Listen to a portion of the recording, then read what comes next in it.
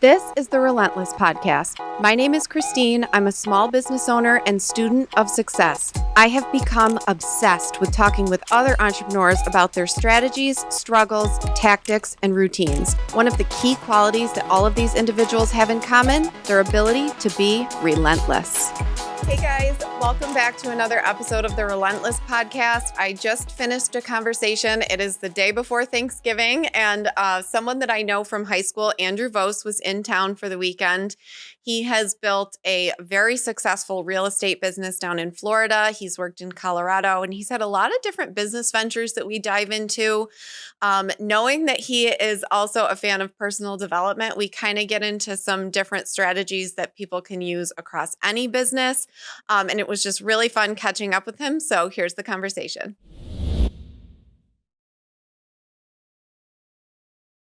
I am so excited about today's guest. He is originally from Seneca Falls, but has been making some big moves over the last, I think, decade since we've seen each other. So Andrew Vose, welcome to the show. Hey, thanks for having me. I've been following you, and we actually, before we went on this, I'd like to hear your story before we jump into mine. How did you start this? Oh my gosh. Okay. Yeah. So off camera, they were asking how the heck I got into podcasting from my business. So over the last few years, particularly during COVID, I was like kind of starting to exercise a lot and lose some weight. And I got like super stir crazy because the store was shut down, at least initially. And so I started walking all the time. I had to walk. I had to just like get out of the house. I was used to working like 12-hour days, and all of a sudden I'm home. And I was getting so sick of my playlist. So I'm like, all right, I need to let me see what podcasting's about. And so I started listening to Ed Milet podcasts, and I fell in love with him and personal development. Then he ended up being on the Real AF podcast, and I love Andy Frisella and everything he does. And so I kind of got a little bit of the personal development bug, and and then the correlation of that and fitness. And I listened to a lot of Joe Rogan, and I just loved the idea of podcasting because it just seemed so much more real than any of the produced content that we're fed on social media or, God forbid, mainstream news, right? So I just thought it was like a cool opportunity. And I mean, when you're so busy in business, you don't get to sit down and shoot the shit with people. Like, you're just so busy. And so I was like, I kind of just want to do something and put it out there. And so that's kind of how this started. But this really isn't about me. I know, but I just wanted to get that out of the way. Yeah. It's a good question. I was curious too. So yeah. So tell our listeners a little bit about what you have been up to since you left Seneca Falls. So I joined the Army, did that. Like many people, I went to college and just partied and failed miserably. Yep. Well, many people, I mean, by probably the lower 25%. So I joined the military. I did that for 10 years, just shy of 10 years. And I got kind of bored of it into year 8, right? I was deploying. I was just doing what I was told to do. I was just burned out. Yeah. And I just felt like every day I was doing mindless activities. I was like, what are we really doing this for? Like, what's the outcome? Yeah. What am I gaining from it? Right.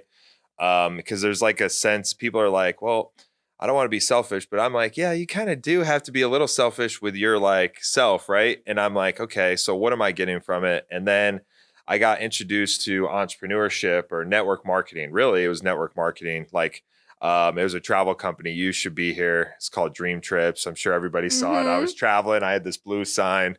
And I got excited about life again. And over that time, I think our organization was right around 1,000 people, with our people building, myself and all that.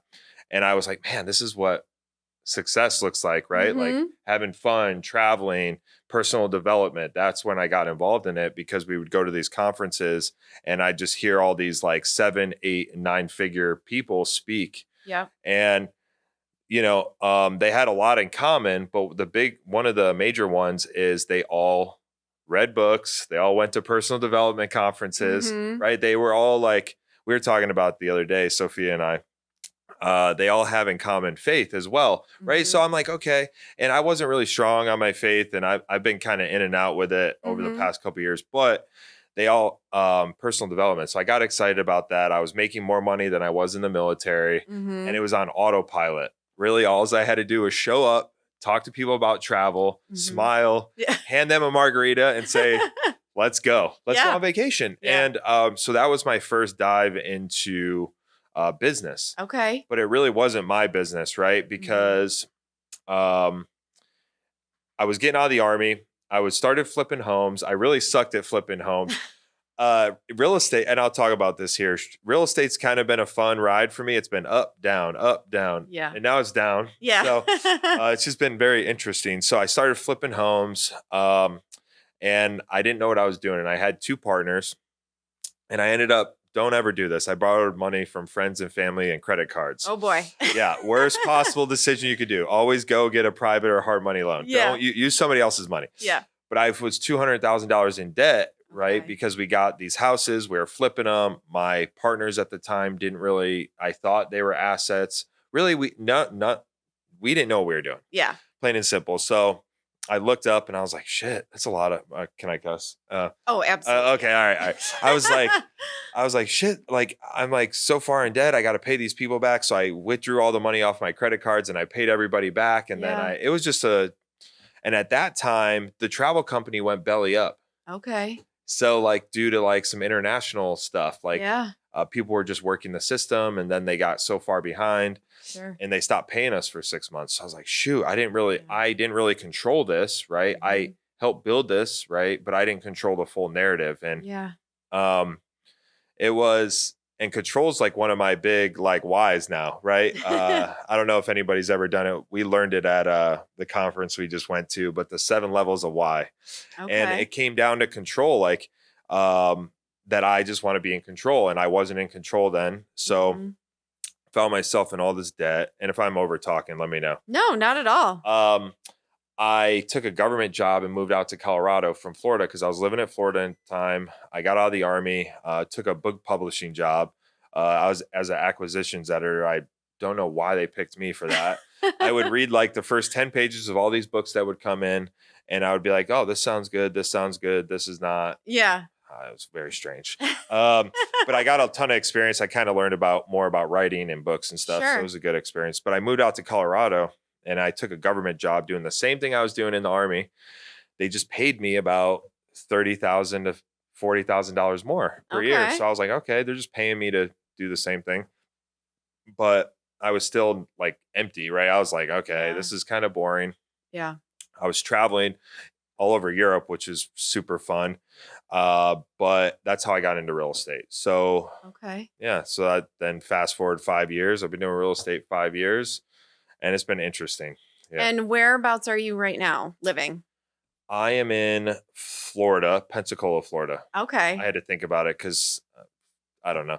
You're I think all over. half of me still in Colorado, right? Because I do miss it. Colorado's fun. It's like outdoorsy. It's like the best of both worlds. You get the mountains and you get the beach, right? You can't really ask for much more. So yeah, absolutely. Well, it's amazing, and I've seen, you have success in all of these different areas, and so it just seems like you really are a skilled communicator, and you can probably excel at anything that you choose to do. But I could really relate to the piece too of like, you're just not excited about life. There are a lot of things that, I feel like a lot of people, they have bills to pay. They want to live a certain lifestyle. And so they're like, okay, what do I have to do to make just enough to kind of get by? And and for some people that works great. That's a great formula. And for me, I know I would be miserable with, kind of like a ceiling to my success and not being able to grow. And like you say, have a little bit more of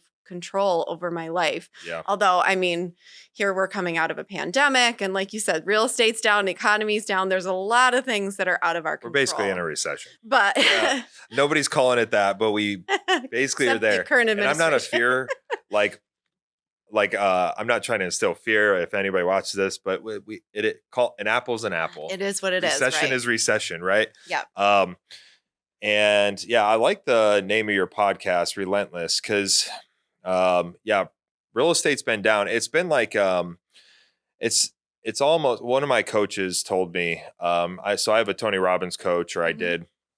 And she called me, and like my businesses have just been like one after another sequence of events have happened. Right. Mhm. And the reason why I like the name of your podcast is Relentless. Cause I was like, okay, if I just like keep pushing through it, consistent, persistent, right? Be Yep. relentless, I'll Yep. make it through it. So it's been like every 5 years, something has happened in my Mhm. life that's just been like a downturn, not negative. It's Right. just like a growth moment. Yeah. And right now I am going through a season where it's like it's been like tons of growth. Yeah. Yeah. So Well, and it's interesting because if you look at the stats of a lot of the biggest companies in the country, they were started during recessions. Everybody, I think you're familiar with Andy Frisella too. And yeah. he talks about, I mean, when things really started to go downhill about a year ago, you get a little bit nervous. And so I listened to a lot of their Q&AF episodes, and he was saying, a lot of people really, like, they reel it in, they play it safe, they cut all expenditures, they're like, okay, we're going to just ride this out. And he's like, the separators are the people who not necessarily overextend themselves, because you have to be smart financially when things are like this, but they get very creative with marketing. They keep their foot on the gas when everybody slows down. And that's where you can actually see some growth. Yeah. And, so I remember being terrified going into this year, because I'm like, okay, they say, everybody's, cutting down on luxuries and they're not shopping as much. I own a retail store, and so it's like, okay, we got to get really creative here. And our ad budget, I basically nixed it. And I'm like, listen, we have an amazing tool of social media. Yep. Like, there are great opportunities to, run large ads, but when the budget's tight, like, you can still grow. You Yep. just got to really commit and, be consistent with your posting. And I know that you utilize social media a lot. So has that been kind of part of your growth as well? Yeah. So I I still get nervous talking on stages, Yeah. but like more intimate one-on-ones or Yeah. like smaller groups. Um, I'd like this weird thing when I talk in front of a lot of people, my leg will shake. Really? Yeah, it was very strange. And I realized I actually noticed it when I was speaking at like a breakout session at our last corporate real estate event. Uh-huh. And it was just me and a guy, and it was hundreds of people. And I was like, man, what's happening? I'm having like Tourette's in my leg. I'm like, but I do the one-on-one, the social media stuff, it's Mhm. easy, right? It's like you just get on, like I think one of my largest posts, I like kind of stole it from somebody else, right? Because most stuff is just regurgitated. Not Sure. anything you read or put out, it's just regurgitated, it's Yeah. cyclical, right? Yep. So I like talked about my favorite fast food, which is Panda Express. I literally took it from a guy, and it's like one of my biggest posts, Yeah. like views. So I think like social media has it really helped my business getting off, like Mhm. getting referrals, staying in front of people, showing that I'm like, I don't just talk about like the good stuff. I try to talk about Right. the everyday stuff, right? Because social media is Yeah. it's a lot of fake, right? Yeah. Like fake people, fake messages, Yeah. fake, and I'm not saying it doesn't entertain, right? Mhm. Because it does. I mean, Yeah. I had to put a timer on my Instagram, 45 minutes. So it pops up. It's like, you've hit your time. 'Cause I'll Yeah. just sit It's there and like, get watch off, reels, come right? on. Yeah. And the farty ones are the best. But, uh, but like, I think that it's got me out of my comfort zone. It's Mhm. allowed people to look you up, right? Because we live in a review economy. Yeah. If people don't know who you are and they Mhm. can't easily find you, it's basically you're a nobody, which Right. sad to say, it's the world we live in, right? So Yep. yeah, it has helped me a lot, but it's helped my business, but it's also helped myself get out of my comfort zone and just what can I talk about? Where can I put this message? What's the message and Yeah. everything? Yeah, it's good. It's social proof. Like, somebody wants to go and say, okay, should I listen to this guy? Is he Yeah. is he credible? And so it's good. And it just helps you reach new people too. I mean, obviously we are in different businesses, but I would imagine in real estate, chasing down leads and finding leads has to be probably the most crucial part of your Yep. job. So what what tools do you use to kind of do that? Do you do a lot of networking, or what's your strategy? So, when I first got started, I used a lot of like online referral networks. So the Mhm. company I was a part of had this platform, and it had and I was like agent like 100 in Mhm. Colorado Springs, right? So there wasn't a lot of competition. Mhm. So I basically just dove in there. People would post like, "Hey, looking for a buyer in Colorado Springs or a buyer's agent in Colorado Springs, 25% referral." I'd be on it. I was sharing referrals with other people around the country. So they would go and when they saw me tag or post on it, they would tag me. So Yeah. I was getting credibility from building relationships, right? Yeah. Because with anything, it's the relationship that is gonna like just get it, the money and all the like the material things are great, but Mhm. it's actually the relationship that's gonna be like the pot of gold, right? Right. So they were just sharing, and I was just getting traction because I actually joined real estate to recruit. Mhm. I wanted to leverage other people's efforts, right? Because network marketing, you only have to build it one time and then you just have to maintain and build other leaders. And Right. so I was like, okay, if I join a company where I just have to recruit and I could just go recruit all these agents. But what I found is just like every other industry, people aren't the brightest. And I'm like telling them, I'm sharing the vision, and they just like look at you like deer in headlights. I'm like, Mhm. okay, you totally didn't get what I was trying to share. But so I was like, okay, I need to get credibility, and I need to build a real estate business Mhm. because the thing was like, who are you? You haven't sold a house, blah blah blah. I was like, all right, I'm fucking selling houses then. Yep. Let's go. And I sold like 22 houses that year, 67 the next year, and then I had a small team the third year. We were at like 178 with just 4 people, Wow. and then 319 the fourth year. So 30, yeah, and it just kind of steamrolled. So then people started listening, right? Yeah. But at that time, I kind of missed the opportunity at the last company. But yeah, I was just building it through like online market. Sorry, I went down a rabbit hole. Online You're fine. marketing, where Facebook ads, Google ads. I was buying Zillow leads. We actually just got rid of Zillow. I'm a fan of Zillow. Like I think they're incredibly smart business wise, and Mhm. I think it's a good tool for consumers. But as far as the agents, I feel like I wasn't getting my return on investment. But at the beginning, I was buying Zillow leads because I had this expendable income. I paid off all that debt. So I was like, okay, let me just put 50% of my money back into my business. So that's what Mhm. kind of like catapulted it. Yeah. And that's what I'm actually I'm trying to cut down on expenses like Zillow, Yeah. but I'm trying to add in like Google marketing, Mhm. verified business, local services, and stuff like that. So Yeah. yeah, it was referrals, paid leads, and then just I would go to work and I'd pass out like cards every day, and they're like, "Yeah, you can't do this. You work." I'm like, "I don't care." You know, it's like Yeah. a conflict of interest. I'm like trying everything. So Right.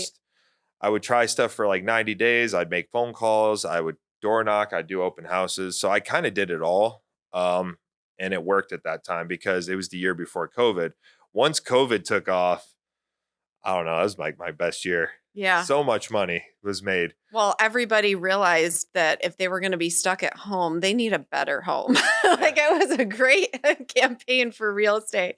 And plus, there was such a mass exodus from cities. I mean, and a lot of people went to Florida because, the way that they handled COVID for all the heat that they took really ended up being one of the better Yeah. strategies in the country, and so but when you talk about this stuff, and I noticed this through your online videos and seeing you in person too, such an important thing is energy. You have this really great energy. You feel it's like your business energizes you.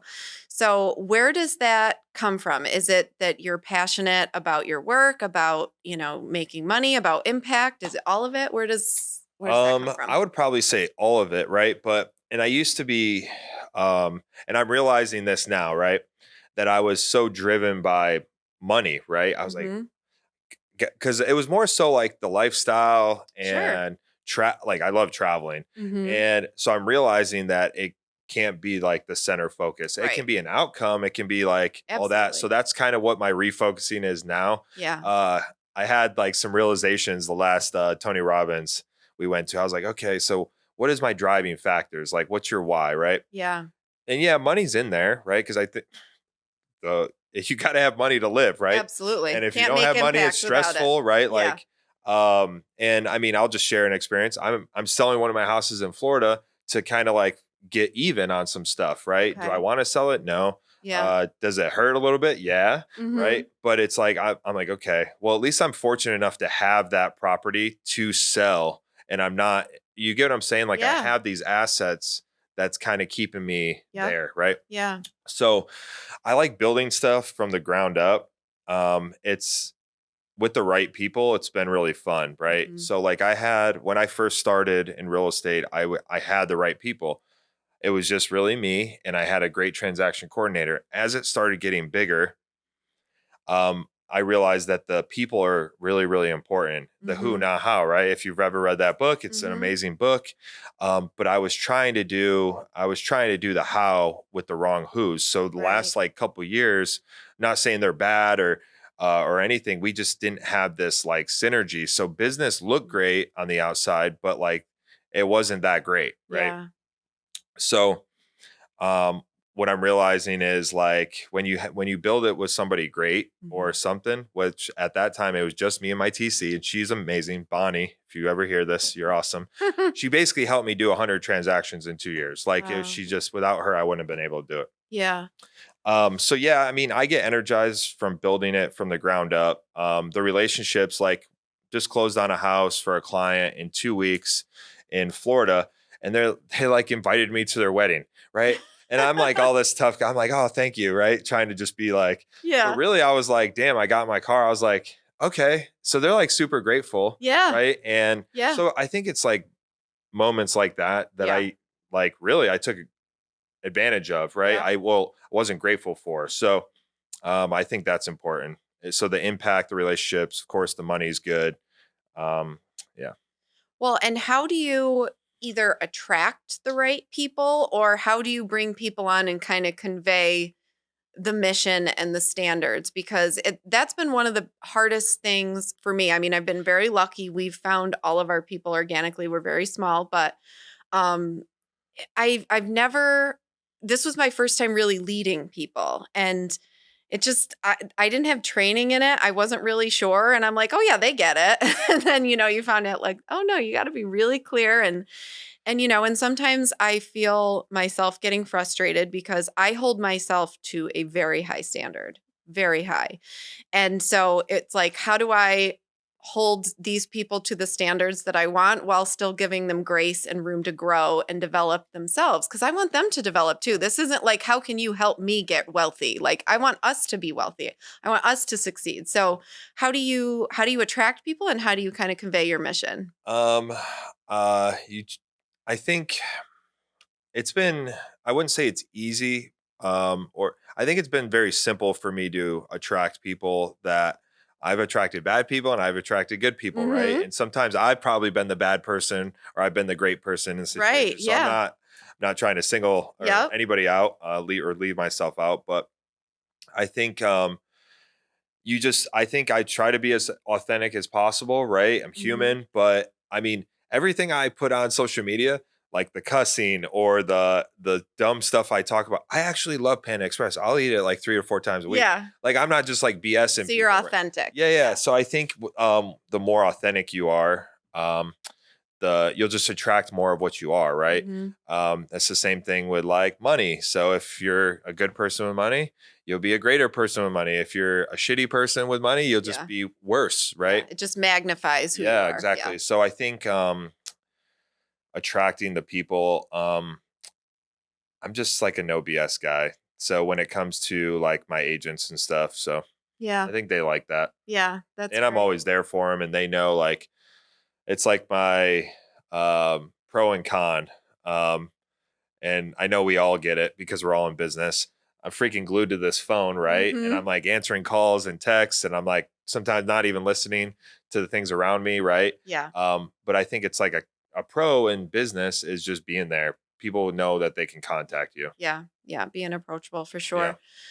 So you're obviously juggling a lot. There's a lot going on in your life, which requires some elements of discipline. And I'm sure you learned some of that being in the military, Yeah. but I mean, being disciplined every day, it can be monotonous, but it's so important. So what are your areas of discipline? What do you do to stay on track? Well, so I notice like when I go to the gym, I'm like more on it, right? So Yeah. like this morning we went out last night with some friends and I didn't go to the gym this morning. So I'm like, okay. So that's a constant for me. If I go to Mm-hmm. the gym, whether I went out the night before or I'm just not feeling like it, it's Mm-hmm. always just makes my day better. Yeah. So I think it starts that way. And the military kind of the reason why they do well, I think one of the reasons why they do fitness in the morning is because it starts your day off, right? If you start your day off that way, and you go and you put in 100%, right? Well, now your leaders see that you're putting in Yeah. 100%. So now they instantly have that view of you for the Yeah. rest of the day. Even if you screw up, you're like, okay, Yep. you know. So I think and it's been kind of shaky, right? As you go through like difficult times, your Mm-hmm. disciplines are the first to go because you're like, don't Yeah. want to deal with it right now, right? So I'm having to catch myself more. And that's why I'm like, I'm glad I went to that Tony Robbins conference because I was kind of starting to get like really off track on stuff. Mm-hmm. So I think just I haven't had like a business plan the last 6 months. Okay. So now I'm starting to like write in my journal. I left my journal in freaking Colorado, but I have like just notes of stuff that I want to accomplish, right? Like I want to Yeah. build this real estate course and do it on YouTube and podcasts and stuff like that. So I'm really focused on that. So I think being laser focused, knowing why you're doing something, and try if somebody wants to try, go 7 levels, do like why, like, oh, it's I want money. Okay, why do you want money? Okay, freedom. Why do you want freedom? And stuff like that, and go down 7 levels. So I think really knowing your why, staying focused every day, going to the gym, and I think those are the key ones for me is Yeah. getting like just hyper focused on what I want. Yeah. Yeah, absolutely. And I mean, I totally agree. And I can only work out in the morning. I know a lot of people do it like after work and stuff, but I have to like get that out of the way in the beginning of the day. It does a lot for me. I mean, number one, I mean, I wake up in the morning and immediately like the brain's going and it's like, okay, what do I have to deal with? What do I have to worry about? My anxiety kicks up. Like, so I got to burn that off first thing before I can even focus. But also, I do just like the idea of like keeping a commitment. It's like if I don't know what's going to happen once I start working. Like things, I have a plan, and half the time things change. But before I get in there, I feel like I have the control. Again, Yeah. we're back to the control. Yeah. I feel like I have a little bit of time that I can control, and it's like, so even when I don't feel like it, I'm like, just do it. You just got to go. You just got to do it, and so it helps, and I think that's it's an important piece of building confidence too, is just, saying you're going to do something and follow through on it. It's just once you stack enough of those up, you really start to kind of have this momentum in your Yeah. life. And so, what are some of the things that you do? You seem like a very confident person. What are some of the things that you do to stay confident? Um, I I try to smile a lot, Yeah. even when I'm pissed. Yeah. I try to smile. Doesn't I joke around a lot, which is good and bad. Yeah. Um, right? It's Because always sometimes I good. put my foot in my mouth, but I just try to even when like I called this realtor. I was doing this transaction with this realtor one time, and he was every time I would ask him how he's doing, I'd be like, Dustin, how you doing? All right, answer the phone. He's like amazing, you know? And I'm like, okay, every time. And I'm like dealing with this guy for 30 days. So every time I call him, amazing, amazing. I'm like, dude, are you really doing it? He's like, yeah, I'm doing amazing every day. I'm like, all right, cool. So I kind of adopted that because I'm like, okay, I like his energy, right? Yeah. I don't know if he actually was, but I felt like he was smiling through the phone. He was amazing, Yeah. right? So I think like I I think just smiling, telling yourself, right, even during bad times, you're doing great, you're doing Yeah. amazing, Yeah. right? Like, what's the 4 words? So good is like not so good is like you ever call somebody and they're like, I'm doing good. Yeah. Like, oh You're like, shit. oh boy. Yeah, yeah. I'm like, oh my gosh. Yep. Well, how do we get you to like a great, excellent, outstanding? Yeah. So I think just trying to have the best positive outlook on life, even when like it feels like it's all like Yeah. crumbling or caving in, right? So I think that helps. Yeah. Well, and I mean, the truth is, most of us, when things, I mean, unless you're terminally ill or dealing with someone who is, things are pretty good, right? I mean, Yeah. we live in an amazing country. We have a lot of freedoms here. We, For and now. I feel like we all get wrapped up. Yeah, for now, we all get wrapped up in like the inconveniences of life, right? Like, and we act like they're the end of the world. And it's like, oh my God, my life is falling apart. And it's like, is it though? But Yeah. we all fall prey to it. Yeah. I have at least 2 meltdowns a week. But, it is important to just kind of remind yourself, like, I'm in my crazy season at retail at Christmas. It's bananas. We make up more than half the year's sales in 2 months. And it's very easy to get like, oh my God, how are we going to get it done? I'm not sleeping. I'm not doing this stuff. And yesterday I came in and my employee's kind of looking at me and I'm like, I know, I'm zen today. I'm like, it's all going to be fine. She's like, okay. I think I was scaring her a little bit because she's used to me being so frazzled. But it's like you got to think for a minute and be like, okay, I don't want to put my health in jeopardy because I'm freaking out. Like, these are good problems. Like, let's save that crazy energy for when things are actually going wrong, right? But it's something that you got to practice because, we all have our moments for sure. Yeah, I was in the gym. Well, we were in the gym the other day, and things just. And normally I don't go to the gym. Like if it's like 9 o'clock, I need to get the gym done between like 6 and 8. Yeah. Because things just start like piling up. Yep. And we were in the gym the other day and I'm just getting these calls and texts and emails and I'm like, all right, I'm done. Like we were there for like 35, 40 minutes and I was so like frazzled. Mm-hmm. I don't ever use that word, but I was so like, good word. It's one of my it's a good word. I'll use frazzled. I was so frazzled and I just had to leave. I was like, all right, I'm done. Yep. And I got home and I was like, okay, I started catching up on stuff. And in my mind, I'm like, okay, so was it really that bad that I had to dip out on the gym or could I just put my phone down, listen to my music and just finish the workout? So we're all human. I know. And we all fall prey to that. I think obviously technology is amazing, but having that with you, you are always on. And I mean, I'll have days too where I'm like, I think I've been asked 1,000 questions today. Like, Christine, how do I, Christine, hey, can I ask you? And it's like, and you just feel pulled all day. So it's very hard to keep bring the energy back down and, and to create those little pockets of time for yourself. We need those pit stops as humans, just to function. But so kind of back to, your story, it sounds like you've had a lot of success. And obviously anytime there's successes like that, there are, failures, we'll call them, or lessons. What are some of the biggest lessons that you've learned over the last few years? So the who, not how, right? Make sure Mhm. you're aligning yourself with the right people who all have the same close to the same vision, the same moral compass, the same goals, right? So that's a big one. And then I don't over leverage yourself. So there's been times that I've over leveraged myself because I'm moving so fast and I'm like, okay, this is a great opportunity, great opportunity, great opportunity.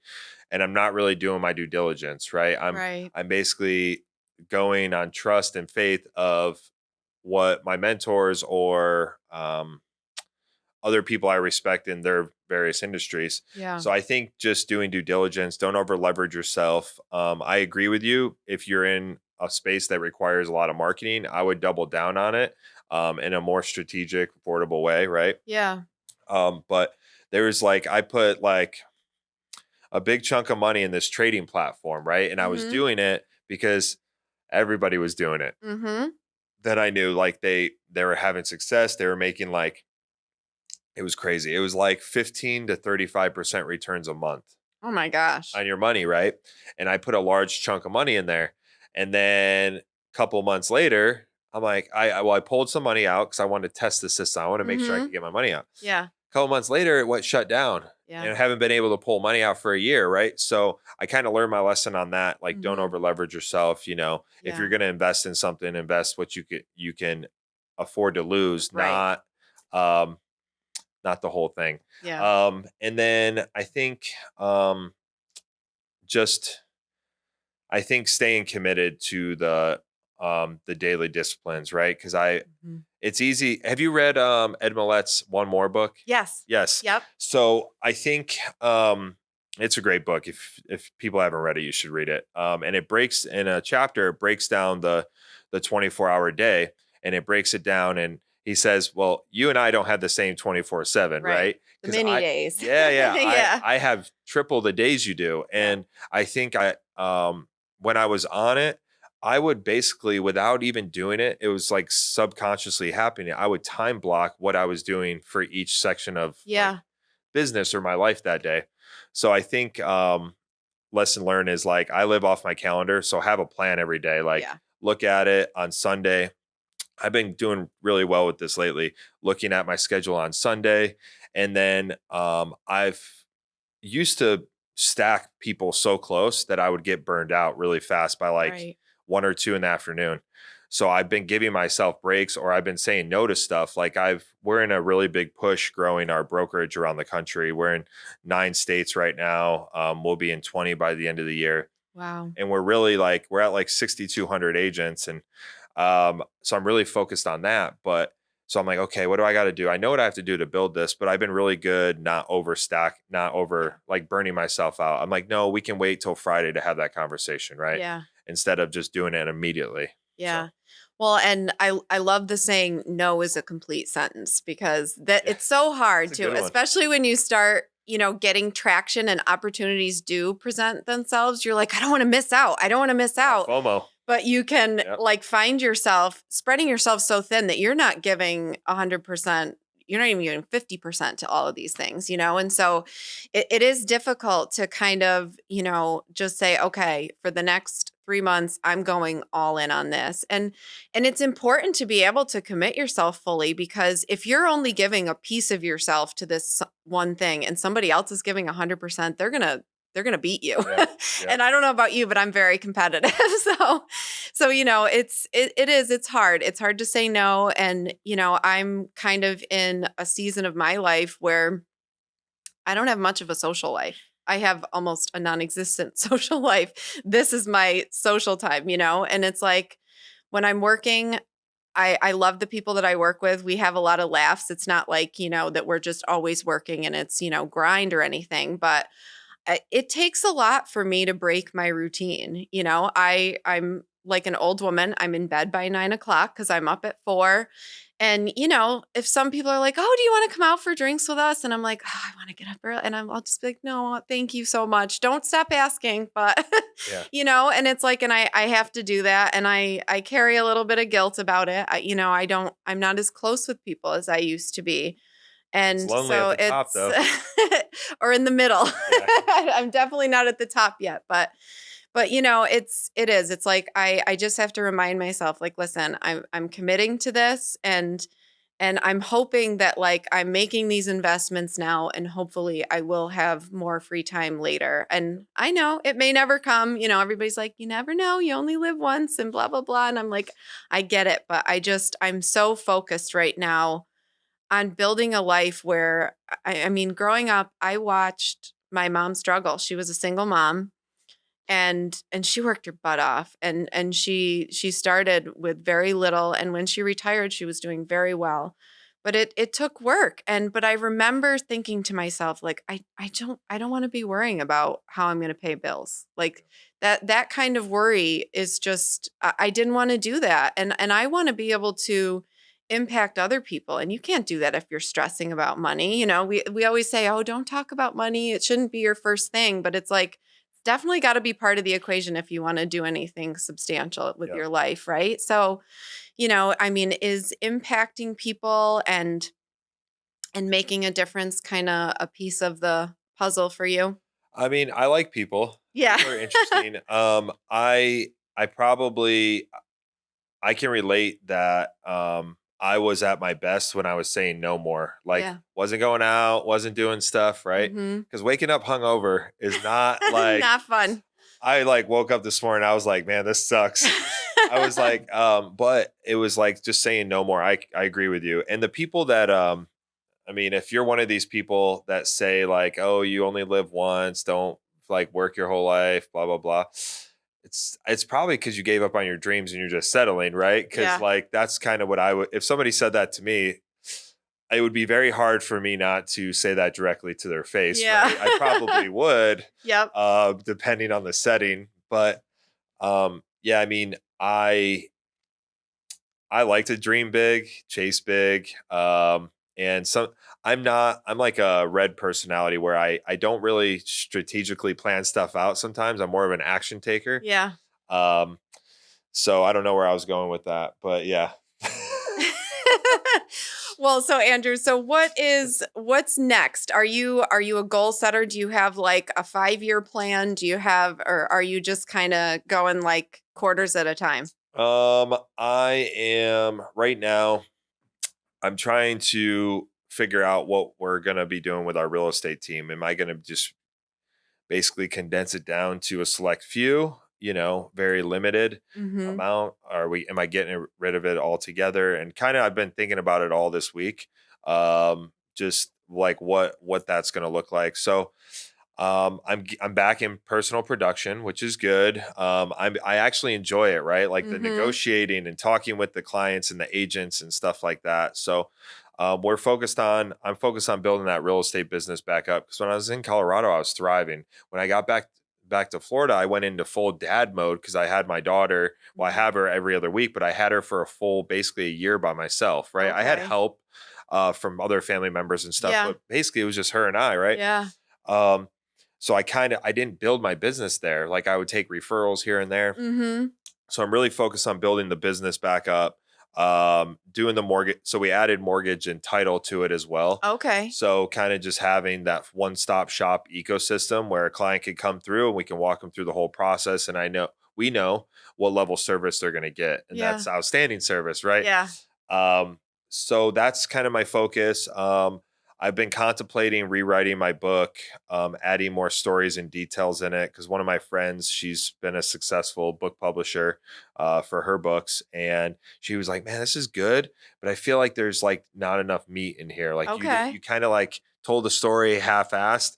And I'm like, "Okay, well, how do I get it Go a the little full ass deeper. of the story, right?" Yeah. So I've been contemplating doing that, and I mean, um, I don't know.